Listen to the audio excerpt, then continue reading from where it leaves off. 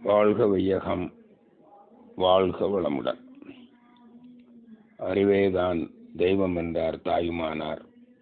அகத்ததுதான் மெய்ப்பொருள் என்று எடுத்துக்காட்டி அறிவதனை அறிவித்தார் திருவள்ளுவர். அவ்வறிவை அறிவதற்கு முறைகள் சொன்னார் அறிஞர் திருமூலர். அப்பேரறிவில் ஆழ்ந்து ஆனந்த கவியாத்தார் ராமலிங்கர். அறிவை அறிய அறிவு திருக்கோயில் அமைத்தார் தத்துவஞானி வேதாத்திரி மகரிஷி அவர்கள். ஆசான் அவர்களின் அறிவோடும் எல்லாம் வல்ல இறைநிலையோடும் எனது அறிவை இணைத்து கொண்டு எனது சிந்தனை உரையை தொடங்குகிறேன்.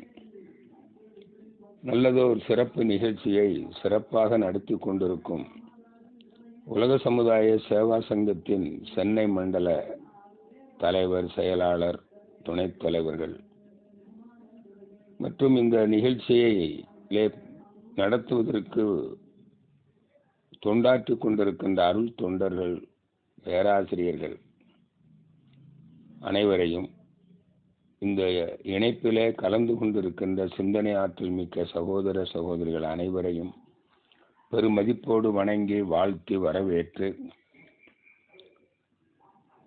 சைவ சமய தத்துவம் என்னும் தலைப்பில் வாழ்வாங்கு வாழும் வாழ்வியல் சிந்தனையை உங்களுக்கு அளிக்க இருக்கிறேன். அன்பானவர்களே,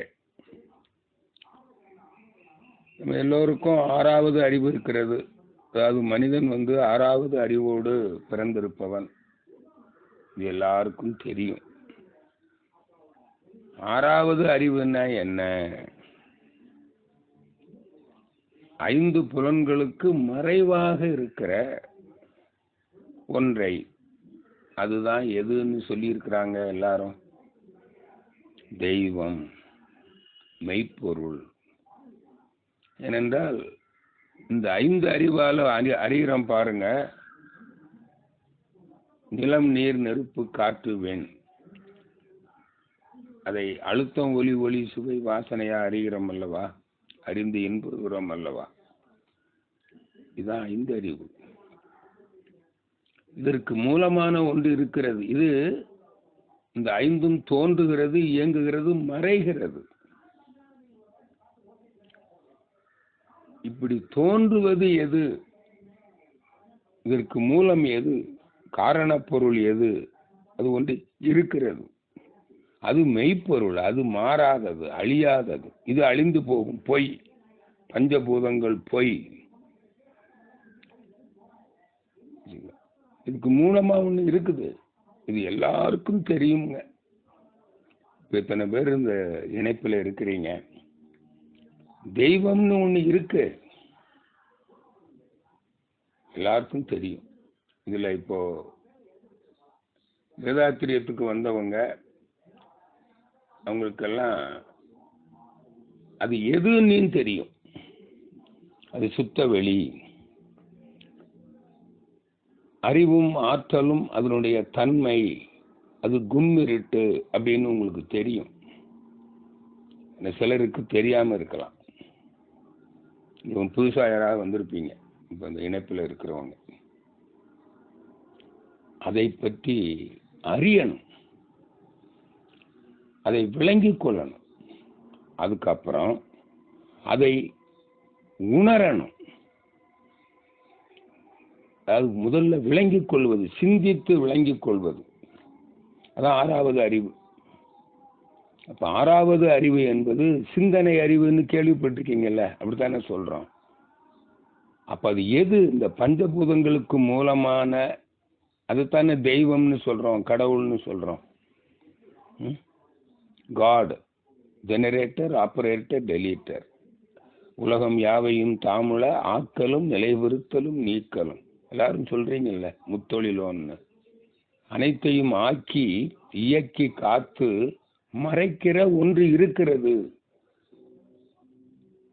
அதுதானே மெய்ப்பொருள். அது ஆத்மா. அந்த ஆத்மாவை முதலாவது நாம் சிந்தித்து அறியணும். இன்ஃபர்மேஷன், விளக்கம். அப்புறம் விளங்கி கொண்ட பிறகு அதை உணரணும். எப்படி சுவையை உணர்றீங்களோ அழுத்தம், ஒலி, ஒளி, சுவை, வாசனையை உணர்றோம் அல்லவா? இப்போ குற்றாலம் எங்கே இருக்குதுன்னு விளங்கிக்கிறது விளக்கம். குற்றாலத்தில் குளிச்சா ரொம்ப சுகமாக இருக்கும், நல்ல உடல் நலம் முன்னேறும், நோய்கள் கூட குணமாகும், சுகமாகவும் இருக்கும், நிறைய நன்மைகள் இருக்கிறது என்று தகவல், விளக்கம், இன்ஃபர்மேஷன் பெறுகிறோம். அதுவே பயன்படாது. அது ரொம்ப நல்லதுன்றதை தெரிஞ்சுக்கிட்டோம், ஆனால் அந்த நன்மையை அடையணுமே.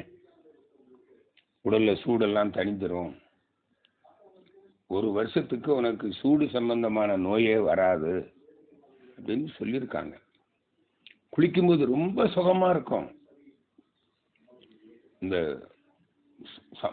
ஜூலை ஆகஸ்டில் போய் இந்த சாரல், வெயில் அடிக்கும், சாரலும் விழுந்துக்கிட்டு இருக்கும், எல்லாரும் நனைஞ்சிக்கிட்டு இருப்பாங்க. விடிய விடிய குளிக்கலாம், எத்தனை முறை வேணாலும் குளிக்கலாம், சளி பிடிக்காது. சுகம், அப்படி ஒரு சுகம் அப்படின்னு எல்லாருக்கும் தெரியும். குளிச்சவனுக்கு தானுங்க அதோடைய பலன் கிட்டும். குளிச்சவன் தான் அந்த சுகத்தை அனுபவிப்பான். இது எதுவும் அது போல நல்லா கவனிங்க. அந்த இறைநிலையை முதல்ல விளங்கி கொள்ளணும், அதன் பிறகு அதை உணரணும். உணர்ந்தா அங்க ஒரு இன்பம் இருக்குதுங்க. இப்போ நீங்க அழுத்தம், ஒலி, ஒளி, சுவை, வாசனையை உணர்றோம்ல, அதுல இன்பம் இருக்குது இல்ல, இன்புறுகிறோம் அல்லவா? அந்த இன்பம் நிலை இல்லாதது. இது பொய்ப்பொருள், மாயை. பாருங்க, கொஞ்ச நேரம் தான் இருக்கும். சுவையை எவ்வளவு நேரம் அனுபவிப்பீங்க? சாப்பிடும்போது தான். ஒரு 20 நிமிஷம் சாப்பிட்றீங்க, அந்த 20 நிமிஷம் தானே அனுபவிக்கிறீங்க. நீ வாசனையா இருக்கட்டும், பார்க்கும்போது, கேட்கும்போது, தொட்டு உணரும் போது கொஞ்ச நேரம் தாங்க அனுபவிப்பீங்க. அது நிலைக்காது. அந்த இன்பத்தின் மேல மீண்டும் ஆசை வரும், இன்னும் வேண்டும், திரும்ப வேணும். புரியுதுங்களா? அது மட்டும் இல்லை, அதை அனுபவிக்கும் போது அந்த இன்பத்துல மயங்கி அதிகமா அனுபவிச்சுட்டா அங்க நோய் வந்துடுது. அதானே? அதனாலதான் இது சிற்றின்பம். இன்பத்தின் அளவு முறை மீறும் போது அளவுக்கு மேல அனுபவிச்சா, எல்லாருக்கும் தெரியும் இல்ல, அளவுக்கு மிஞ்சினா அமிர்தமும் நஞ்சு. அளவோடு அனுபவிக்கணும். ஆனா இவன் அனுபவிக்கிறானா? இல்ல, பொதுவா. அதனால இதுக்கு மேல, இது அளவுக்கு மேல அனுபவிக்கிறான். இன்னும் ஆசையும் இருந்துகிட்டே இருக்கு. பொருள் ஆசை, புகழ் ஆசை, அதிகார ஆசை, புலனின்ப ஆசை. பொருளும் புகழும் அதிகாரத்திற்கும் ஆசைப்படுகிறான். ஏன்? புலனின்பத்தை அனுபவிக்க, இன்னும் அனுபவிக்க. இந்த ஆசையோட மனிதன் வாழுகிறான் இல்லையா? அப்ப அவனுக்கு மன துன்பம் தானே இது? சரி, அப்ப ஆசையோடு வாழ்பவன் இந்த இன்பத்தையும் அனுபவிக்கிறான், அதுல ஆசையும் இருந்துகிட்டு, ஆசை அடங்க மாட்டேங்குது. அப்போதைக்கு அடங்கின மாதிரி தெரியுது, போதும்னு நினைக்கிறான், மீண்டும் திரும்ப வந்துடுது. சாப்பிடும்போது போதும்ன்றான், பார்த்து கேட்டு ரசிக்கும் போது போதும்னு சொல்றான், தாம்பத்திய உறவுல கூட போதும்ன்றான், அப்புறம் திரும்ப வேணும். பாருங்க, நிறைவு இல்லை, துன்பப்படுறான்ல. இதுதான் ஐயறிவு வாழ்க்கை. அப்ப ஐயறிவு வாழ்க்கையில இருக்கிறவன் இன்பத்தையும் அனுபவிப்பான், அங்க அளவு மீறி துன்பத்தையும் அனுபவிப்பான், உடல் துன்பத்தை. அவனுக்கு ஆசையும் படுவான், ஆசை இருந்துகிட்டே இருக்கும். ஆசை இருந்தால் அவன் மனதில் நிறைவு இருக்காது, அமைதி இருக்காது. அதுதான் துன்பம், அது மன துன்பம். இப்ப பாருங்க, அப்போ உடல் துன்பத்திலும் மன துன்பத்திலும் மனிதன் வாழ்ந்து கொண்டிருக்கிறான். இதுதான் ஐயறிவு வாழ்க்கை சொல்லியிருக்காங்க எல்லா மகான்களும். ஆனா மனிதன் 6வது அறிவை பெற்று வந்திருக்கான் இல்லைங்களா? அந்த 6வது அறிவை கொண்டு இந்த ஐந்துக்கும் மூலமானதை அறியணும். அதான் ஐயப்பன், அதுதான் மறைபொருள், அதுதான் தெய்வம், அதான் ஆத்மா, அது மெய்ப்பொருள், அது அழியாதது. பஞ்சபூதம் அழிந்து போயிடும், அதான் ஆத்மா, அது மெய்ப்பொருள். அந்த எப்பொருள் எத்தன்மை தாயினும் அப்பொருள் மெய்ப்பொருள் காண்பது அறிவு, இதுதான் ஆறாவது அறிவு. நல்லா புரிஞ்சுக்குங்க. அறிவேதான் தெய்வம் என்றார் தாயுமானார், அகத்து அதுதான் மெய்ப்பொருள் என்றெடுத்து காட்டி அறிவதனை அறிவித்தார் திருவள்ளுவர். அப்ப அந்த அறிவு எங்க இருக்குது? இந்த பொருளுக்குள்ளே இருக்குது. அது எத்தன்மை தாயினும், அது சடப்பொருளோ உயிர் பொருளோ, அது திடப்பொருளோ திரவ பொருளோ வாயு பொருளோ, இந்த பஞ்சபூதங்களுக்குள்ளே அதுக்கு உட்பொருளாக இருக்கிறது. உட்பொருள்னா அதுக்கு மூலப்பொருள். இப்ப ஆடைக்கு ஒரு பருத்தி ஆடை, பருத்தி ஆடைக்கு உட்பொருள் எது? பருத்தி. பருத்தி தானே ஆடையா இருக்குது. இதுதான் உண்மை. அந்த அந்த மெய்ப்பொருளை அறிந்து விட்டால் இந்த மனதுக்கு அதுல ஒரு இன்பம் இருக்கு. என்ன இன்பம் தெரியுமா? இந்த பொய்ப்பொருளை உணர்றான் பாருங்க, அதுல அவனுக்கு இன்பமும் வருது துன்பமும் வருது. அவன் துன்பம் இல்லாமல் வாழ விரும்புகிறான். அதை அறிஞ்சிட்டான்னா அவன் துன்பம் இல்லாமல் வாழ்வான் தான் சொல்லியிருக்காங்க. அவன் எப்படி அப்ப துன்பம் வர என்ன? ஆசைப்பட மாட்டான். எல்லாருக்கும் சொல்றீங்க ஆசையே துன்பங்களுக்கு காரணம். மன துன்பத்திற்கும் உடல் துன்பத்திற்கும் ஆசைதானே காரணம். ஆசைப்படப்பட ஆய் வரும் துன்பம் சொல்லியிருக்காங்கல்ல, பேராசை பெரு நஷ்டம். ஆசையே உடல் மன துன்பங்களுக்கு காரணம். எதனால? நீ ஆறாவது அறிவை கொண்டு அறிய வேண்டியதை அறிந்தால் உனக்கு ஆசை இருக்காது. ஆனா நீ இந்த உலக இன்பங்களை அனுபவிப்ப, நீ ஆசைப்பட மாட்ட என்று மகான்கள் சொல்லி இருக்கிறாங்க. அப்போ அதனாலதான் அந்த மெய்ப்பொருளை அறிந்து விட்டு, ஏன்னா இப்ப இன்னொரு கேள்வி இருக்குது அவனுக்கு, இன்பம்னா என்ன துன்பம்னா என்ன இருக்கு இல்லையா? இன்ப துன்பத்தை அனுபவித்துக் கொண்டிருக்கவனுக்கு இன்பம் துன்பம்னா என்ன தெரிஞ்சுக்கிறதுக்கு அறிவு ஆசைப்படுகிறது. நான் எப்படி இன்பத்தை அனுபவிக்கிறேன், எப்படி துன்பத்தை அனுபவிக்கிறேன்? அது யாரு? நான் யார்? மனம் என்பது என்ன? நான் இன்ப அழுத்தம் ஒலி சுவை வாசனையை அனுபவிக்கும் போதுதானே இன்பம். அப்ப இன்பத்துக்கு சம்பந்தப்பட்ட இந்த அழுத்தம் ஒலி சுவை வாசனைன்னா என்ன, பஞ்சபூதங்கள்னா என்ன, மனுஷன் சிந்திக்கிறான்ல. இதுதான் ஆறாவது அறிவு. இந்த அனுபவிக்கிற மனம்னா என்ன? நான் யாரு? மனிதன் யாரு? மனம்னா என்ன சிந்திக்கிறான்ல. இந்த அனுபவிப்பது எது, அனுபவிக்கப்படுவது எது? இந்த மனம்தான். அழுத்தம் ஒலி சுவை வாசனையை உணரும் போது ஒரு சமயம் இன்பமா இருக்குது, அதே அனுபவம் துன்பமா இருக்குது. மனசுக்கு பிடிக்கல, மனசுக்கு பொருத்தமா இல்லை. அப்ப இன்பத்துக்கும் துன்பத்துக்கும் எது சம்பந்தப்பட்டது? இந்த சுவை ஒளி ஊறு ஓசை நாற்றம் மட்டும் அல்ல, மனமும் சம்பந்தப்பட்டது. அதனால சிந்திக்கிறான் மனம்னா என்ன.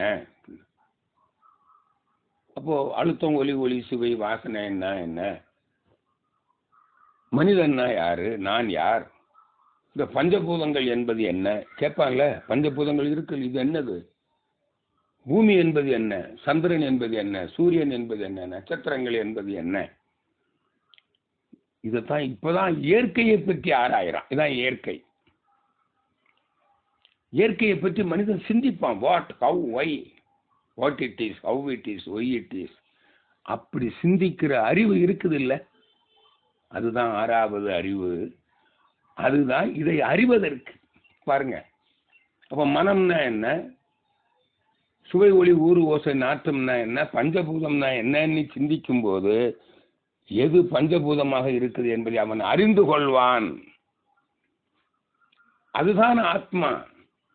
அப்பதான் அவன் சிந்திக்கும் போது அதை அறிஞ்ச உடனே பாருங்க, ஓ அது என்னது, அதுதான் சுத்த வெளி, அதான் சிவம், அறிவு, அதுக்குள்ள ஆற்றல் அடங்கி இருக்கிறது. அதனால அந்த சிவத்துக்குள் சக்தி அடக்கமாக இருக்கிறது. அதுக்கு அடையாளம் என்ன, அது அதிர்ந்து கொண்டு இருக்கிறது என்பதை யூகித்து தெரிந்து கொள்ளுகிறோம், சிந்தித்து. எப்படின்னா, அங்க போய் தவம் பண்ணோம் பாருங்க. இந்த சந்தர்ப்பத்தில் ஒண்ணு சொல்லிக்கிறேன், இந்த 6வது அறிவுல உயரணும்னா சிந்தித்து தானே நம்ம அறியணும். அப்போ நமக்கு சிந்தித்து அறிவதற்கு துணை செய்கிறவர் ஒருத்தர் இருக்கார், அவர்தான் குரு. ஏன்னா குரு இல்லாம நீங்க தெய்வத்தை அறிய முடியாது. அது தெரியுமில்ல எல்லாருக்கும். அம்மா இல்லைன்னா, நம்ம பிறக்கும் போதே அம்மா இறந்துட்டாங்கன்னு வச்சுக்கோங்க, நமக்கு அப்பா யாருன்னு சொல்றதுக்கு அம்மா இல்லைன்னா நம்ம யாரு நமக்கு அப்பான்னு தெரிஞ்சிக்கவே முடியாதுங்க. நம்ம யாருடைய கருவுல இருந்து நாம உருவானோம், இந்த குழந்தைக்கு எனக்கு யார் அப்பா என்பதை அறிந்தது என் தாய் மட்டுமே தான். அதே போல, ஏனென்றால் தாய்க்கு தான் என் தந்தை யார் என்று தெரியும். அதே போல இந்த தெய்வத்தை அறிந்தவர் எவரோ அவரே குரு. அந்த குருவை நீ துணையாக கொள்ளணும். இப்ப நாம எல்லாம் துணையா கொண்டிருக்கிறோம். தற்கால குரு, தி கிரேட் குரு, அந்த அறிவை அறிய வந்த உதவி தானே சொன்ன. அறிவு அறிய அறிவு திருக்கோயில் அமைத்த அருள் தந்தை வேதாத்திரி மகரிஷி அவர்கள் மனித குலத்துக்கு குருவாக வந்திருக்கிறார். அவர் என்ன சொன்னாருங்க, இந்த 6வது அறிவை நீ சிந்தித்து அறியணும். அது மறைபொருள், புலன்களுக்கு மறைவாக இருக்கிறது. அந்த மறைபொருள் எப்படி இருக்குதுன்னா, காந்தமாக, விண்ணாக, வெளியாக இருக்கிறது. இப்படி விளக்கிறார். அதை நீ அறிவதற்கு, அதை நீ அனுபவமாக அறியணும் முதல்ல. அதுக்கு தான் ஆக்ஞை தவம். நல்லா கவனிங்க. இப்ப தவம் செஞ்சோம் இல்ல, துரியாதீத தவம். என்ன அது ஆக்ஞை தவம்? காந்த சக்தியை உணர்ந்தோம். துரியத்தில் எதை உணர்ந்தோம், எதை கவனிச்சோம்? மின்னணு, எலக்ட்ரான். துரியாதீதத்தில் எதை கவனிச்சோம்? வெளி.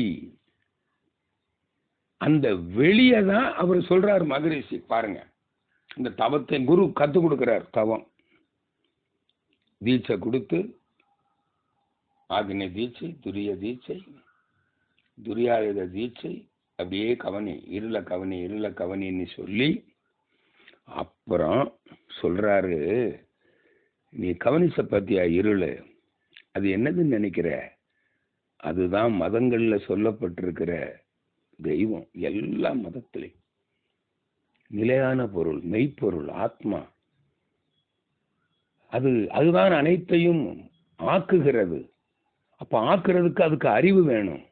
அனைத்தையும் இயக்குகிறது, அப்ப அதுக்கு ஆற்றல் வேண்டும். அப்ப ஆக்கும் இயக்கும் ஒரு ஃபோர்ஸ், கான்சியஸ்னஸ் அண்ட் ஃபோர்ஸ் இருக்குதுங்கிறத மகரிஷி அப்படியே விளக்குறாரு. நமக்கு புரிஞ்சு போச்சு. அப்ப சொல்றாரு, அது அறிவு தான். அதுதான் இருட்டா இருக்கு, இருள், டார்க்னஸ். ஏன்னா விண்ணு இருந்தாதான் ஒளி வரும். இங்க சுழலும், சுழற்சி, சுழல் இயக்கம் இருந்தால் தான் உரசல் வரும். உரசல் வந்தால் தானே சூடு வரும், அப்போ தானே ஒளி வரும். அப்போ அங்கே உரசல்லாம் ஒன்றுமே இல்லை. அப்போ அது இருள தானே இருக்கும் சொல்றாரு மகரிஷி. அது இருள். அது அதிர்ந்து கொண்டிருக்கிறது, நுண் அதிர்வு, அழுத்தம், அப்படியே எழுச்சி பெறுது. அதனுடைய இயல்பு எப்படி? கடல்ல, ஆழ்கடல்ல நுண் அதிர்வு இருக்கு, மேல் கடல்ல அலை, அந்த அலையை கூடும் குறையும் அப்படி. இது மாதிரி அந்த சிவம், அந்த அறிவு எழுச்சி பெறுகிறது. எழுச்சி பெற்று அது நொறுங்கி அந்த துகள்கள், அந்த சிவநிலையே இந்த சுத்த வெளிங்கிற பொருள், மெய்ப்பொருள் நொறுங்கி, நீர் நொறுங்கினால் நீர் திவலை வருவது போல, அது திவலைகளாக மாறுவது போல, அந்த நுண் துகள்கள் அவைகள் கூடி கோள வடிவம் பெற்று விண்ணாகிறது. அதான் வான். விண் தமிழ்ல விண், வான் என்பது தூய தமிழ். வானாகி அப்புறம் தான் என்ன ஆகுதுங்க? விண்ணாகி. சைவ சமயம் சொல்லுது இல்ல, மாணிக்க வாசகர் சைவ சமயத்துக்கு அத்தாரிட்டி. புரியுதில்லை எல்லாருக்கும்? அது அரூபம். அவரே சொல்றார், ஒரு நாமம் ஒரு உருவம் இல்லான் தானே. உருவம் கிடையாது. அப்ப உருவம் இல்லைன்னா அதுக்கு பேரு அரூபம். அதுக்கு எல்லை உண்டா? இல்ல. அதான் அடிமுடி காண முடியாத அண்ணாமலையான். அடியும் இல்லை, முடியும் இல்லை, எங்கும் நீக்கமற இருப்பதான் மகா பெரியவன் பகவான். அதான் ஆதி பகவான். திருவள்ளுவர் சொன்னார், ஆதி பகவன் பெரியவன், மகா பெரியது அல்லாஹ். மகா பெரியவன். பைபிள் அதானே சொல்லுது, ஆதியிலே எங்கும் வெறுமையா இருந்தது, எங்கும் இருள் சூழ்ந்து இருந்தது. படிங்க போய் பைபிளை போய். என்னையாக சைவ சமயம் மட்டும் நான் கூறுது. அதுதான் என்ன ஆச்சுன்னு சொல்றோம். சைவ சமயம் என்ன சொல்லுது? விண்ணாகி காற்றாகி நெருப்பாகி நீராகி மண்ணாகி நம சிவாய. இப்போ வாங்க எல்லாரும் சிவன் கோவிலுக்கு வாங்க, என் கூட வாங்க. நீங்க எத்தனையோ சிவன் கோவிலுக்கு போயிருப்பீங்கல்ல. இப்போ இந்த உரையை கேட்டுக்கிட்டு இருக்கவங்கலாம் அப்படியே மானசீகமா நீங்க போன சிவன் கோவிலுக்கு வாங்கல, கொஞ்சம் உள்ள வாங்க, மூலஸ்தானத்துக்கு வாங்க. என்ன பார்க்குறீங்க? லிங்கம் பார்க்குறீங்கல்ல, அது என்னது அர்த்தம்? அரூபம். கேள்விப்பட்டிருக்கீங்களா? அது கண்ணு மூக்கு ஏதாவது இருக்கா? ஒன்றும் கிடையாது. அரூபம். லிங்கம் அருவ தத்துவம்னு கேள்விப்பட்டிருக்கீங்களா? சைவ சமயம் சொல்லுதா இல்லையா? அதை சொல்றாங்க. அது சிவசக்தி, அர்த்தநாரி. ஏன்? சிவமும் சக்தியும் அறிவும் ஆற்றலுமாக இருக்கிறது. அது புரிஞ்சுக்கிறதுக்கு தான் அறிவை ஆணாகவும் ஆற்றலை சக்தியை பெண்ணாகவும் சொன்னாங்க. சிலர் பார்த்துருப்பாங்க, சிவலிங்க படம் போட்டு இடது பக்கம் பெண், வலது பக்கம் ஆண். அர்த்தநாரி, பாரி, அர்த்தநாரி. அதத்தான் அது அது அங்க அந்த சுத்த, அந்த இறைநிலைக்கு சுத்த விளக்கு இன்னொரு பேர் இருக்குங்க, அதுக்கு பிரணவம்னு பேர். ஏன்னா அது அதிர்ந்து கொண்டு இருக்கு இல்லையா, அது ஆற்றல். அதை காந்தம் என்றும் சொல்வார்கள். அதான் காந்தம் சிவம் சக்தியாம் என்றும் சொல்வார்கள். பிரணவம் என்று அதாவது வியாசர் சொல்றாரு. அத பிரம்மம் பிரணவஸ்வரூபம், ஞானஸ்வரூபம். பிரம்மம்னா சுத்தவெளி, தெய்வம். இப்போ சிவன் கோயில சொல்ல கேள்விப்பட்டிருக்கீங்கல்ல, சைவ சமயத்தில் சொல்லி இருக்குதுங்க. நீங்க எல்லாரும் படிக்காட்டி பரவாயில்ல, இப்ப நான் சொல்றேன், படிச்சுக்குங்க. அதுக்கு மேல எத்தனை தலை நாகம் இருக்குது? 5. அதான் நம சிவாய, பஞ்சபூத தத்துவம். இந்த சிவராத்திரி அன்னைக்கு நிறைய விழாக்கள் நடக்குது, பெரிய மகான்கள்லாம் பேசுறாங்க. நமசிவாயின்னா என்னன்னு கேளுங்க, பஞ்சபூதம்னு சொல்லுவாங்க. நீங்க கூட கேள்விப்பட்டது இல்லையா? இதைத்தானே மாணிக்க வாசகர் சொல்றாரு. வானாகி மண்ணாகி விண்ணாகி காற்றாகி வழியாகி நெருப்பாகி நீராகி மண்ணாகி. சரியா போச்சா? இந்த 5 தான் என்னவா இருக்குது? இப்ப மகிழ்ச்சியா தானே சொல்றாரு, இறைவெளியே தன்னிருக்க சூழ்ந்தெழுத்தும் ஆற்றல். அதான் வைப்ரேஷன், அந்த நுண் அதிர்வாற்றல். இதன் திணிவு மடிப்பு விழ சுழலும் நுண்விண்ணான், நிறைவெளியில் விண் சுழல நெருக்குகின்ற உரசல், நிலைவெளியில் எழுப்புகின்ற நேரலைகள் காந்தமா. அப்போ இந்த விண் சுழலுது இல்லையா, விண்ணாலான காற்றும் விண்ணாலானதுதான், விண்களின் கூட்டு. நெருப்பும் விண்களின் கூட்டு, நீரும் விண்களின் கூட்டு, அப்ப நிலமும் விண்களின் கூட்டு. விண்ணுன்னா சுழலும் இல்ல இது. அப்ப தோன்றுகிறது, இயங்குகிறது, இருக்கும்போது என்ன ஆகும்? அது நிலையிலிருந்து மாறும், கரையும். ஏன்னா இது அழிஞ்சு ஆகணுமே. தோற்றுவிப்பது அந்த இறைநிலையில் இருக்கிற அறிவு, இயக்குவது ஆற்றல். அதை மறைக்கணும் அல்லவா? அப்ப அது கரைய வைக்குது. அப்படி கரையும் போது அங்க வருது ஒரு அலை, பாருங்க. அந்த அலை தான் தனியா இருக்கிற விண்ணுல அழுத்தம் என்கிற விளைவை கொடுத்து மீண்டும் இருளாக மாறி விடுகிறது. சுத்த வெளியா மாறிடுச்சு, கரைஞ்சி போச்சு. விளைவை கொடுத்து, அழுத்தங்கிற விளைவை கொடுத்து கொடுத்து கொடுத்து கொடுத்து என்ன ஆகும்? சுழல் நின்று போயிடும். சுழல் இல்லை, அப்ப இயக்கம் இல்லை. அப்ப என்னவாகும்? அதிர்வா மாறிடும். சுழல் இயக்கம் இல்லை. அதைத்தான் சொன்னாங்க, மீண்டும் ஆதி நிலையை அடைந்து விடுகிறது. அப்போ காற்றுல என்ன நடக்குது? அழுத்தமும் ஓசையும் வரும் விளைவாக. நெருப்புல என்ன நடக்கும்? அழுத்தம், ஓசை, ஒளி. நீரில் அழுத்தம், ஓசை, ஒளி, சுவை. மண்ணில் அழுத்தம், ஓசை, ஒளி, சுவை, வாசனை. சரியா போச்சா? 5 விளைவு. அதத்தான் அப்ப சிவமும் சக்தியும் சேர்ந்து தானே இந்த 5 விளைவை கொடுத்துருக்குது. அதுதான் சிவன் கோயில்ல. இப்ப கொஞ்சம் வெளியில வாங்க, பிரகாரத்துல, வெளி பிரகாரத்துக்கு வாங்க. இடது பக்கம் அங்க யார் இருக்கான்னு பாருங்க. விநாயக பெருமான். விநாயகர் இருப்பார். அவருக்கு எத்தனை கை இருக்குது? 5 கரம். அதை கூட சில போட்டு அங்க ஒரு ஓம்னு ஒரு படம் போட்டிருப்பாங்க, ஓம்னு எழுதியிருப்பாங்க. ஓம். விநாயகருக்கு மேலேயும் ஒரு ஓம் எழுதியிருப்போம். ஓம்னா என்னது? பிரணவம், காந்தம். அந்த காந்தம் தான் எத்தனை விளைவை கொடுக்கிறது? 5 விளைவு. அதான் ஐங்கரத்தான். பூத கணங்கள் 5. 5லயும் 5 விளைவுகள். புரியுதா? சரி, இது இடது பக்கம். வலது பக்கம் வாங்க. அங்க ஒருத்தர் நிற்பார், முருகப்பெருமான், சண்முகர். அவருக்கு எத்தனை தலை இருக்குதுங்க? 6 முகம். அங்கேயும் எழுதியிருப்பாங்க ஓம்னு. ஓம்னா பிரணவம். அப்போ இந்த பிரணவம் அங்க என்ன விளைவை கொடுக்குது? இது ஜீவன். புரியுதா? அந்த கருத்துல அங்க சொல்லி வச்சிருக்காங்க. அழுத்தம், ஒலி, ஒளி, சுவை, வாசனை, மனம். அதாவது இந்த பூத கணங்கள் 5 அந்த பஞ்சபூத இயக்க விளைவுகளை, கரைசலை உணர்ந்து இன்ப துன்ப அனுபவ உணருது இல்லையா? அந்த எது உணருது? அந்த இறைநிலையில இருக்கிற அறிவு தான்.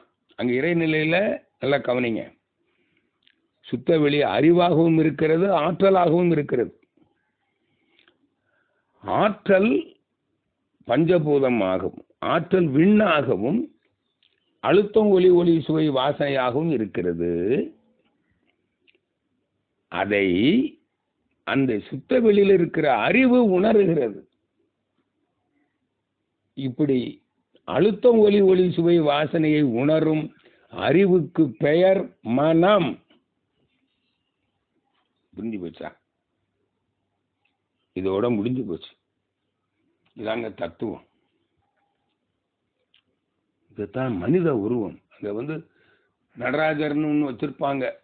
மூலவர் அரூபம், உற்சவர் உருவம். எதுல முடிஞ்சிருக்குது? மனித உருவத்தில் முடிந்திருக்கிறது. ஆடுகின்றான் அடி தில்லையில. மனுஷனா இருக்கிறது யாரு? அப்ப நாமெல்லாம் யாருங்க? மனித உருவத்துல வாரம் நம்ம யாரு? இன்னுமா புரியல? ஆதி எனும் பரம்பொருள் சுத்த வெளி தெய்வமே தான் மனிதனாக இருக்கிறது. தெய்வம் மானுஷ ரூபேன. அப்போ ஐந்தறிவு ஜீவன் யாரு? தெய்வம். நான்கறிவு, மூன்றறிவு, ஈரறிவு சொல்ற புல்லாகி புழுவாகி பூச்சியாகி ஊர்வனவாகி கால்நடையாகி சைவ சித்தாந்தம் சொல்லுது. இறுதியாக மனிதனாக ஆனது. இது எல்லாம் எங்க இருந்தது? மறைவாக இருந்தது. புலன்களுக்கு மறைவாக இருந்தது. அதான் இருட்டு. இருட்டுல ஒரு பொருள் இருந்தா உங்களுக்கு தெரியுமா? இதத்தான் சிதம்பரத்தில் இருட்டை காமிச்சு சிதம்பர ரகசியம்னு சொன்னாங்க. சிற்றம்பல ரகசியம். சிற்றம்பலம்னா இயக்க மண்டலம், பஞ்சபூதங்கள். இந்த பஞ்சபூதங்கள் தோன்றுவதற்கு முன்பு மறைவாக இருந்த இடம் இருள். அதான் மறைவை சொல்றதுக்கு ரகசியம். சிதம்பரம் போனது இல்லையா? போய் பார்த்துட்டு வாங்களேன். இங்க இருட்டு காமிப்பாங்க. இருட்டு அறை. நடராஜர் ஆதியிலே சுத்த வெளி, அந்தத்தில மனித உருவம். புரிஞ்சதில்ல? இதானங்க தத்துவம் சொல்லி இருக்குது சைவ சமயம். இப்போ பாருங்க, ஒரு முடிவுக்கு வந்துருங்க. இது என்னது? இது என்ன தத்துவம்? நான் யார் தத்துவம். நான் யாருன்னு தெரிஞ்சு போச்சா? தெய்வ தத்துவமும் இருந்தா, கடவுள், கடவுளை பற்றிய அறிவு கிடைச்சிருச்சா கிடைக்கலையா? விளக்கம், விளக்க ஞானம் விளங்கிக்கிட்டீங்க இப்போ நேரம் சொன்னதில்லை இல்லையா? அப்போ தெய்வ தத்துவமும் விளங்கி போச்சு. தெய்வங்கிறது எது? சுத்தவெளி. அப்போ இயற்கை தத்துவம் விளங்கிடுச்சா? இயற்கைங்கிறது என்னது? எதை நம்ம பொதுவாக இயற்கைன்னு சொல்றோம்? பஞ்சபூதங்கள். பஞ்சபூதத்துல புலன்களுக்கு வெளிப்படையாக இருக்கிற இயற்கை, அந்த சுத்தவெளி, அங்க இருக்கிற இறைநிலை, புறங்களுக்கு மறைவாக இருக்கிறது இயற்கை. இருள் பார்க்குறீங்களே, அது அல்ல. இருளுக்குள்ள அறிவு இருக்குது, ஆற்றல் இருக்கு. இருளை பார்க்கலாம், எல்லாருமே ஊனக்கண்ணால பார்க்கலாம். ஆனா அதுக்குள்ள இருக்கிற அறிவும் ஆற்றலையும் சிந்தித்து தான் அறிய முடியும். அதான் ஆறாவது அறிவு. இப்போ இயற்கை தத்துவமும் விளங்கி போச்சு. இயற்கை தத்துவம் அதுதான் இயற்கையா இருக்குது. அப்போ விண்ணும் காற்றும் நெருப்பும் நீரும் மண்ணும் என்னவா இருக்குதுங்க? நட்சத்திரங்கள் கோள்களாக இருக்கிறது. அதானே சைவ சமயம் அதானங்க சொல்லுது. அதானே இறைவன், ஈஸ்வரன், பகவான். பாருங்க, விண்ணு சக்தின்னு சொல்லிங்க, அதுவும் பகவான் தான். வாயு பகவான், அக்னி பகவான், வருண பகவான், பூமாதேவி, சூரிய பகவான், புதன் பகவான், சுக்கிர பகவான், சந்திர பகவான், செவ்வாய் பகவான், குரு பகவான், சனி பகவான், ராகு கேது பகவான். இருக்கிறது எல்லாமே பகவான் தான். அப்போ புல்லு தாவரம் பகவான். அதே தானே முறையாக கூடி அங்க மனம் வந்துருச்சு, ஜீவன். அப்போ சிவம், அப்போ இந்த கடவுள் தானே புல்லா இருக்குது. புல்லாகி அப்புறம் புழு, பூச்சி, ஊர்வன, கால்நடை, மனிதன். இப்ப யாரு? இன்னுமா புரியல? நம்ம எல்லாரும் ஒண்ணுதான். சரி, இப்போ புரிஞ்சு போச்சு. என்ன புரிஞ்சிருக்கு தெரியுமா? எதுக்கு இந்த இறைநிலை பஞ்சபூதங்களாகி அதை உணர்கிற மனமாக வந்தது? அது உணர்றதுல இன்பம் இருக்குதா இல்லையா? அதுக்குதான் தாவரமாக வந்து அழுத்தத்தை உணர்ந்து இன்புறுகிறது. புழுவாக வந்து அழுத்தத்தையும் சுவையையும் உணர்ந்து இன்புறுகிறது. பூச்சி அழுத்தம், சுவை, வாசனையை உணர்ந்து இன்புறுகிறது இல்லையா? ஊர்வன அழுத்தம், சுவை, வாசனை, ஒளியையும் உணர்ந்து இன்புறுகிறது.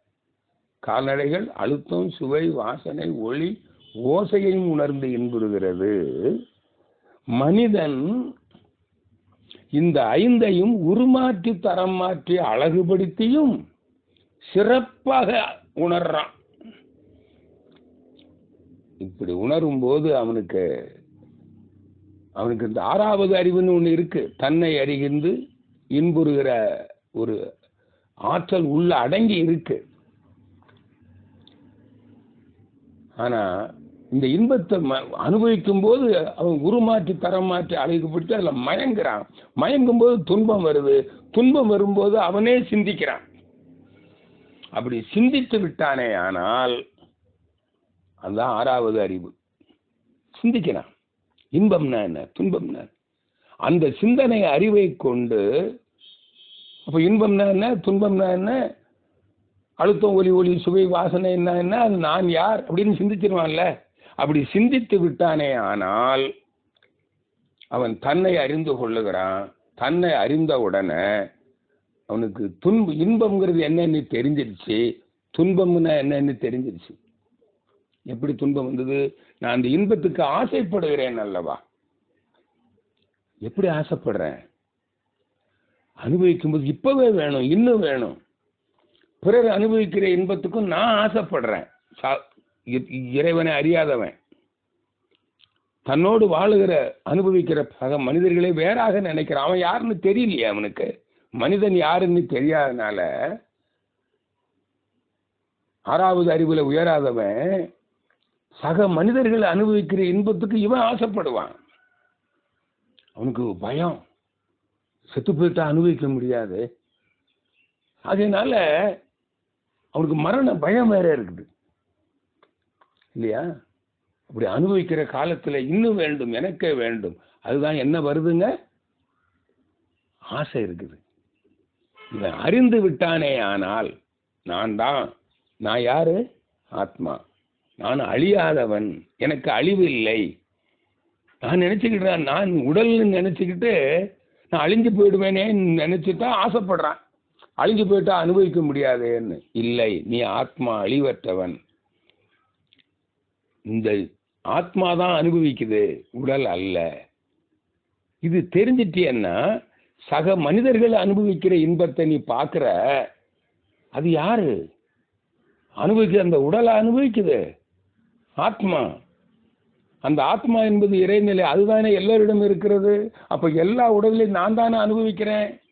இப்பதான் மகிழ்ச்சி சொல்ற கான்செப்ட் புரியுதுங்க.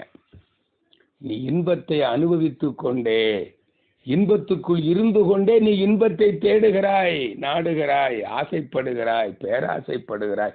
அதனால அதை நல்லா கவனிங்க. பேராசைன்னா என்ன தெரியுமா? இருக்கும் இன்பத்திற்கு இன்னும் வேண்டும், எனக்கே வேண்டும் என்று ஆசைப்படுவதுதான் ஐயா பேராசை. அளவோடு அனுபவிக்கணும், அளவோடு ஆசைப்படணும். என்னத உனக்கு இருக்குது, இருக்கிறதுக்கே நீ என்ன ஆசைப்படுற? இப்படி ஆசைப்படுறதுதான் துன்பம். ஆனா நீ இப்ப ஆறாவது அறிவை கொண்டு இந்த சைவ சமய தத்துவத்தை புரிந்து கொண்டியானே ஆனால், இதான வேதாத்திரியம் சொல்ற தத்துவமும், எல்லாரும் இதான சொல்றாங்க, இதான் தத்துவ ஞானம். அதுவே நீயாக இருக்கிறாய், அது மெய்ப்பொருள். நீனும் மெய்ப்பொருள் தான். நீ பொய்ப்பொருள்னு ஒண்ணு நினைக்கிற, நீ மாயைன்னு நினைக்கிற. இல்ல, நான் ஆத்மா. நான் என்பது மனம், மனிதன். இங்க இருக்கிற எல்லா மனிதனும் நான் தான், தெய்வ மானுஷ ரூபேன. அப்போ இப்ப சொல்லுங்க, இந்த உரையை கேட்டுக்கிட்டு இருக்கீங்கல்ல, இப்ப 800 கோடி மக்கள் இருக்கமல்ல, எல்லாரும் உடம்புலையும் அனுபவிக்கிறது நீங்க தானே.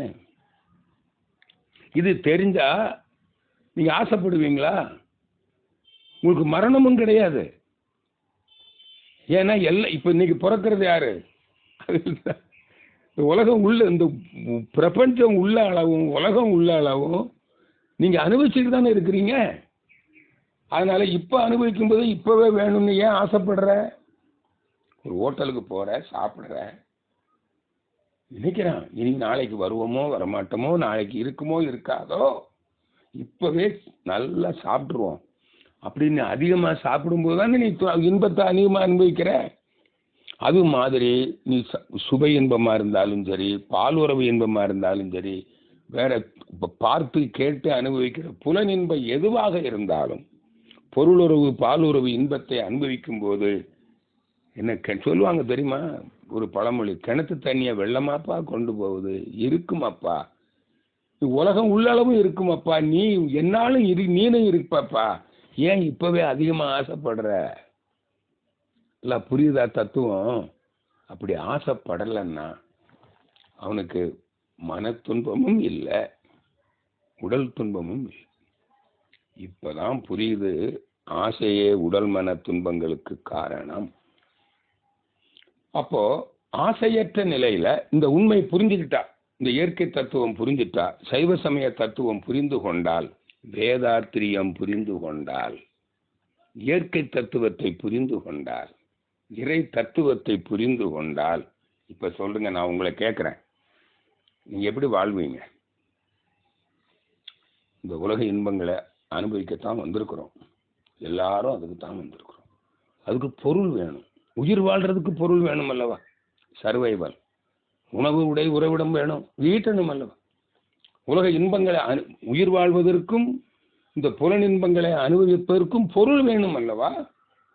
இந்த பொருளை எப்படி ஈட்ட போறீங்க? இந்த பொருள் இருக்குது இங்க. இயற்கை தத்துவம் புரிஞ்ச உடனே மகிழ்ச்சி சொல்றாங்க, நமக்கு தேவையான எல்லா பொருட்களும் இயற்கை வளமாக இருக்கிறது. நீ என்ன பண்ணணும்? எல்லாருக்கும் தானே தேவை. சமுதாயத்தோடு இணைந்து இயற்கை வளத்தை வாழ்வின் வளமாக உருமாற்றி தரம் மாற்றி அழகுபடுத்தி, அதான் தொழில் செய்யுது. அதுவும் அறவழியில தொழில் செய்யும்போது சக மனிதர்களுக்கோ இயற்கையை வளத்தையோ கெடுக்காம, இப்ப சொல்றோம்ல, சுற்றுப்புற சூழலை கெடுக்காம, நிலத்தை கெடுக்காம, நீரை கெடுக்காம, வெப்பத்தை கெடுக்காம, காற்றை கெடுக்காம, ஆகாயத்தை கெடுக்காம, சக மனிதர்களுக்கும் உடலுக்கோ மனதுக்கோ துன்பம் கொடுக்காமல், பிறவளம் பறிக்காமல், அறவழியில் பொருள் ஈட்டி எப்படி வாழணும்? உடல் நலம் காக்கிறதுக்கு அந்த பொருளை பயன்படுத்தி சாமி சொல்றார், பொருள் ஈட்டல், பொருளை பயன்படுத்தி வாழுதல். இதுக்கு மேல ஒண்ணுமே இல்லை. இந்த உடம்புல உயிர் வாழணும்னா உணவு உடை உறைவிடம் வேணும் இல்லையா? புலனின்பங்களை அனுபவிக்கணும். அதுக்கு இந்த பொருட்களோடும் தாம்பத்திய உறவிலேயும் எல்லாம் எத்தனை அனுபவிக்கிறது, அதுவும் பொருள் தானே. மனைவி கணவனுக்கு பொருள் இல்லையா? பொருள் ஈட்டல், பொருளை உபயோகித்தல், இதுக்கு மேல வாழ்க்கையில ஒன்றுமே இல்லை, வேதாத்திரியம் சொல்லுகிறது அன்பர்களே. அப்ப வாழும்போது எப்படி வாழ்வீங்க? அளவோடு அனுபவிப்பீங்க. அப்போ பாருங்க, மதுரை சொல்றார், எப்பெல்லாம் நம்ம அனுபவிக்கும் போது எப்படி அனுபவிக்கிறோம்? உயிர் சக்தியை செலவு செய்து. ஏன்னா நம்ம உயிர் சக்தி தான் அழுத்தம் ஒலி ஒளி சுவை வாசனையாக தன்மாற்றம் பெற்று செலவாகுது. இந்த செலவு தானே இன்பம். மன இயக்கம், புரியுதா? இந்த மன இயக்கத்துல தான் உண்ணுதல் உறங்குதல், உண்ணுதல் உழைத்தல் உறங்குதல் உடலுறவு கொள்ளல் எண்ணுதல், இந்த 5 செயலிலும் பேராசைப்பட்டு, பொருளுக்கோ புலனின்பத்திற்கோ பேராசைப்பட்டு மனம் இயங்கும் போது அதிகமாக செலவு செய்திடறோம். அப்ப இருப்பு குறைஞ்சிருமல்ல, அதான் நோய். இருப்பு குறைஞ்சா உடல் இயக்கம் நடக்கல, ஜீரணம் நடக்கல, சத்து பொருளை உள்வாங்கல, கழிவுகளை வெளியேற்றல. அப்போ கழிவு தேங்குது, செல்கள் கெட்டு போச்சு, கெட்டுப்போன செல்லில் உயிர் ஓட்டத்துக்கு தடை வருது. இதான வலி, நோய், இதான வேதாத்திரியம். புரிஞ்சு போச்சா? இன்பத்தின் அளவும் இன்பம் துன்பம் என்பது என்ன, அவை எங்கிருந்து தோன்றுகின்றது என ஆராய்ந்தேன். வேதாத்திரியம். இயற்கையிலே எங்கும் எதிலும் எந்நாளும் நிறைந்திருப்பது இன்பமே. அனுபோகத்திற்கு இன்பத்தின் அளவு முறை மீறும்போது ஏற்படும் ஓர் பொருத்தமிலா உணர்ச்சியே தான் இன்பத்தின் மறுபெயராம் துன்பம், இரண்டும் அறிவின் அலைகளாய் கண்டேன். புரிஞ்சு போச்சா? அப்போ நீங்க எப்படி வாழ்வீங்க சொல்லுங்க? யாருக்காவது துன்பம் கொடுப்பீங்களா? யாரு நீ? யாரு? இருக்கிற மனிதர்கள்லாம் யாரு? நீதான். ஜீவன்கள் எல்லாம் நீதான். சடப்பொருள்கள் நீதான். அதை கெடுப்பியா? நிலம் நீர் நெருப்பு ஆறுங்கிறத கெடுப்பியா? இயற்கையை கெடுப்பியா? சுற்றுச்சூழலை கெடுப்பியா? உனக்கு நோய் வருமா? எந்த ஜீவனுக்கு அது துன்பத்தை கொடுப்பியா தேவையில்லாம? சரி, மனிதனுக்கு துன்பம் கொடுப்பியா? மனிதனை கொலை பண்ணுவியா? அடிப்பியா? தாக்குவியா? பொருளை பறிப்பியா? எப்படியப்பா பறிப்ப நீ? உனக்கு அன்பு வந்துருச்சே. யாரு? எல்லாரும் நான் தான். உனக்கே நீ தீங்கு செய்வியா? தன்னை அறிந்த அன்பு தான். தன்னை அறிய தனக்கு ஒரு கேடில்லை. தன்னை அறிந்தா தன்னுடைய மதிப்பு தெரியும். மதுரை சொல்றாங்க, மனிதனின் மதிப்பை மனிதன் அறியவில்லை. அதான் அன்பு. மதிப்பறிந்த ஒரு அறிவு நிலை இருக்கு பாருங்க, அதாங்க அன்பு. மதிப்பறிந்த அறிவின் நிலையே அன்பு. அன்புக்கு டெபினிஷன் வேதாத்திரியம் கூறுகிறது. ஞானமும் வாழ்வு புக் எடுத்து படிங்க. அன்பு, இந்த அன்பு தானே போதிக்குது எல்லா மதமும். சைவ சமயம் அதானே சொல்லுது, அன்பே சிவம். அன்பும் சிவமும் இரண்டன்பர் அறிவிலார் இல்லையா? அப்ப அன்பு மலர்ந்துடும். அறிந்தது சிவம், மலர்ந்தது அன்பு சொன்னாங்க. அப்ப மனிதனுக்கு வருதுன்னு தீங்கு செய்வானா? மகிழ்ச்சி கேட்கிறாரு பாருங்க. மனிதனுக்கு மனிதன் பிறருக்கு துன்பத்தை கொடுத்து தான் துன்பப்படுறான். பிறர்க்கு என்ன முற்பகல் செய்யும், தமக்கு என்ன பிற்பகல் தாமே வருது. எப்படி வருது துன்பம்? நோயாக வரும், பொருள் பிரச்சனை வரும், உறவு பிரச்சனை வரும். இப்ப பாருங்க, எல்லாரும் இப்படிதான் சிக்கி கிடக்குறாங்க. ஒன்று உடல்நல பிரச்சனை. உடல்நலம் நீங்க விரும்புற மாதிரி இல்லை, நீங்க ஆசைப்படுற மாதிரி பொருள் இல்லை, ஆசைப்படுற மாதிரி புகழ் உறவுகள் இல்லை, ஆசைப்படுற மாதிரி இன்பமும் இல்லை.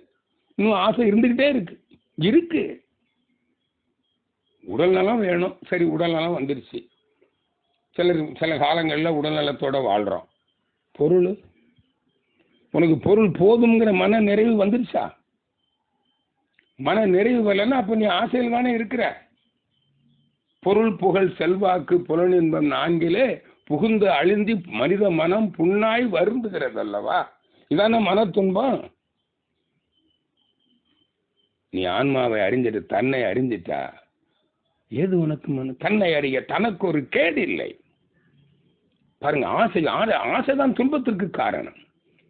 ஆசையே துன்பத்திற்கு காரணம். புத்தன் ஆசைப்படப்பட ஆய்வரும் துன்பம் ஆசை விட விட ஆனந்தம் தானே. பத்தை விடு. ஆனா பத்தை எப்படி விடணும்னா, இதை விட முடியாது. பற்ற வேண்டியதை பற்றினால் விட்டு விடலாம். பாருங்க, நீங்க இது விட்டுட்டு போக முடியாது. நல்லா புரிஞ்சுக்குங்க. ஆசையை விட்டுட்டு நீங்க இறைவனை பிடிக்க முடியாது.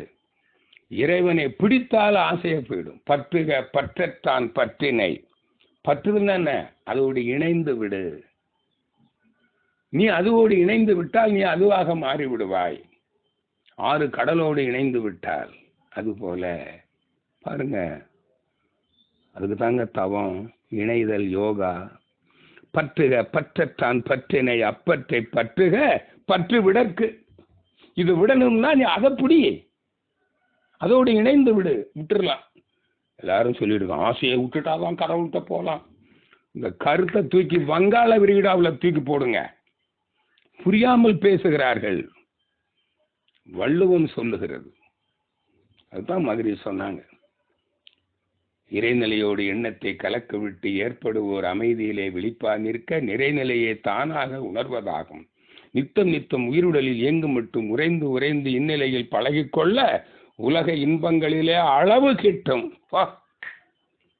கொடுத்தாரு பாருங்க பயிற்சி மகிழ்ச்சி.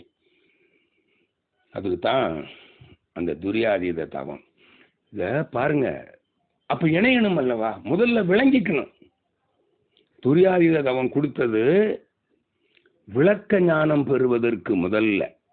அதனால்தான் துரியாதீத தவம் கொடுத்து நான் யாருங்கிற விளக்கத்தை கொடுத்தாரு. இப்ப தெய்வம் எது என்று விளங்கி விட்டது. இனிமே என்ன செய்யணும்? இனிமே no doubt at all, no question at all. அதையே நினைச்சுக்கிட்டு இருங்க. அதுவாக மாறி விடுவீர்கள், உணர்ந்து விடுவீர்கள், அதோடு இணைந்து விடுவீர்கள். சப்ளிமேஷன். இப்ப புரிஞ்சுக்குங்க மனவள கலைஞர்களே, நீங்கள் துரியாதீத தவம் செய்து அந்த சுத்த வெளிதான் தெய்வம் என்று இன்னும் விளங்கிக் கொள்ளவில்லையா? நீங்க எப்பொழுதோ விளங்கி இருப்பீர்கள். விளங்கி இருப்பீர்களே ஆனால் நீங்கள் தொடர்ந்து அந்த தவத்தை செய்து வந்திருந்தால், மகரிஷி ஒரு நாள் சொன்னாங்க, 1 வருடத்துக்குள் நிச்சயமாக உனக்கு சமாதி நிலை அனுபவம் வந்துடும், சப்ளிமேஷன் ஆயிரும், நீ கடவுளை உணர்ந்து கொள்ளலாம். அதான் சொன்னார், இறைநிலை விளக்கம், இறை உணர்வு. இறை உணர்ந்தாதான் நீ அந்த தன்மை வரும், இறை தன்மை, அன்பு. அப்பதான் உனக்கு அன்பு வரும், அப்பதான் அதுதான் எல்லாமா இருக்குன்னு தெரியும். அப்போ நீ எப்பவும் இன்பத்தை தான் அனுபவிக்கிறேன்னு தெரிஞ்சிடும். உனக்கு ஆசை வருமா? என்னாலும் இன்பமே. அதான் தன்னை அறிந்து இன்பமுற வெண்ணிலாவே, ஒரு தந்திரம் நீ சொல்ல வேண்டும் வெண்ணிலாவே. அன்பர்களே, நான் உங்களுக்கு சொல்லிக் கொள்ளுகிறேன், தயவு செஞ்சு கொஞ்சம் நல்லா கேளுங்க. இறைநிலையை விளங்கி கொள்ளாமல் நீங்கள் கருத்து அளவில், விளக்க அளவில் கூட ஏற்றுக்கொள்ளவில்லை என்றால், நீங்கள் எத்தனை வருஷம் துரியாத தவம் செய்தாலும் இறை உணர்வு வராது, சமாதி அனுபவம் வராது. அந்த சமாதி அனுபவம் வந்தவுடன் அது உங்களுக்கு தெரியும். அங்க இந்த தத்துவம் இருக்கு இல்லையா, மகரிஷி சொன்னார்ல குரு, அந்த தத்துவம், இந்த இயற்கை தத்துவம், இறைநிலை தத்துவம், பிரம்ம ஞானம் உங்களுக்கு உள்ளுணர்வாக அங்கே அந்த விளங்கும். தான் இன்ட்யூஷன், உள்ளுணர்வு கல்வி. நான் விஷன்ல ஜாயின்ட் டைரக்டர். விஷன்னா என்னதுங்க? உள்ளுணர்வு கல்வி. அது என்ன மாதிரி சொன்னார் இல்லையா, அதுவான. நான் இவ்வளவு நேரம் சொன்னேன் இல்லையா, நான் விளக்கி சொன்னேன் இல்லையா, குரு சொன்னதை தெய்வம் அங்கே உனக்கு சொல்லும். அதுவானால் அதுவே சொல்லும். ஓசை இல்லாத சொற்கள் மூலம் பேசும், ஒளி இல்லாத காட்சிகள் மூலம் உண்மைகள் விளங்கும். இப்ப நான் அந்த காட்சியை பார்த்துக்கிட்டு தான் பேசுறேன். மகரிஷி கூட சொல்லுவார், அப்படியே கண்ணை மூடிக்கிட்டே பேசுவார் மகரிஷி. நான் மகரிஷியோட 28 ஆண்டுகள் அவரோட உறவு எனக்கு. ஒரு நாள் அவரே சொல்றேன், நான் என்ன சாமி கண்ணை மூடிக்கிட்டே பேசுறாரு, பெரும்பாலும் பேசும்போது அப்படியே கிறிஸ்டல் கிளியரா சொல்றாரு ஏதோ அப்படின்னு. அப்பதான் சாமி சொன்னாரு, நான் அந்த இறைநிலை அதிர்றது, நொறுங்கிறது, துகள்கள் வர்றது, விண்ணா வர்றது, இதை நான் பார்த்துக்கிட்டு தான் பேசுறேன். அகக்காட்சியாக நான் பார்த்து கொண்டுதான் சொல்லுகிறேன் ஐயான்னு சொன்னார். இப்ப புரியுதா? அகக்காட்சியாக இந்த நிலையை நாம் அடையணும். இத சைவ சமயம் சொல்லி இருக்கு. ஓகேங்களா? சிவன் கோயில்ல இன்னொன்று இருக்குமே, நவகிரகங்கள். என்னது? அது சிவமே தான் நவகிரகங்களா இருக்கு. இங்க சிவன் கோயில்ல சூரியன் சந்திரன் எல்லாம் தனியாகவும் வணங்குவாங்க, 9 கோள்கள் வச்சு வணங்குவாங்க. அத பஞ்சபூத தத்துவம்னு சொல்லுவாங்க. பாருங்க, பஞ்சபூதங்கள். தென்னாருடைய சிவனை போற்றி. விண்ணை எங்க வணங்குறோம்? சிதம்பரத்துல. காற்ற காளகஸ்தியில, நெருப்ப திருவண்ணாமலையில, நீரை திருவானைக்காவுல, மண்ணை காஞ்சிபுரத்துல. புரியலையா? பஞ்சபூதங்கள்லாம் சிவம், நட்சத்திரங்கள் கோள்கள் எல்லாம் சிவம், எல்லா ஜீவன்களும் அங்க கோயில்ல ஜீவன்கள்லாம் வச்சிருக்க. 5 அறிவு ஜீவன், காளமாடெல்லாம் இருக்குது, நாய் இருக்குது, என்னமோ உயிரினங்கள், தாவரம், அங்க தலை விருத்தம்னு வச்சிருக்கீங்க. தாவரம், ஓரறிவு தாவரம் முதல் 5 அறிவு ஜீவன்கள் வரை எல்லாம் சிவமயம், சர்வமும் சிவமயம். அதான் சிவமயம்னு எழுதியிருக்கு சைவ சமய கோயில்ல. அன்பானவர்களே, இந்த சிந்தனையோடு இந்த சைவ சமய தத்துவ விளக்கத்தை நிறைவு செய்கிறேன். இதைத்தான் சத் சித் அனந்தம். சத் என்பது சுத்தவெளி, சித் என்பது சக்தி, சிவம், விண். விண்ணும், இந்த விண்ணுனா காற்று நெருப்பு எல்லாமே. அனந்தம்னா விளைவு, அழுத்தம், ஒலி, ஒளி, சுவை, வாசனை, மனம். சத் சித் அனந்தம், சச்சிதானந்தம். இதற்கு மேல் சைவ சமய தத்துவத்தில் எதுவும் இல்லை. அனைவருக்கும் நன்றி, மகிழ்ச்சி, வாழ்த்துக்கள். வாழ்க வளமுடன். இதுதான் உண்மை. சைவ சமய தத்துவத்தை தான் ஆசான் வேதாத்திரி மகரிஷி அவர்கள் மிக எளிதாக ஒரே பாடல்ல முடிச்சுட்டாங்க. 2 பாடல். ஒரு பாடல், முதல் பாடல் என்னங்க? ஆதி எனும் பரம்பொருள் மெய் எழுச்சி பெற்று. அடுத்தது இறைவெளியே தன்னிருக்க சூழ்ந்தெழுத்து மாற்றல். இந்த 2 கவியையும் திரும்ப திரும்ப படிங்க, அதை ஆராய்ச்சி பண்ணுங்க. விளக்க ஞானம் கிட்டிவிடும். தொடர்ந்து சுத்த வெளியிலே மனம் செலுத்தி தவம் செய்து வாருங்கள்.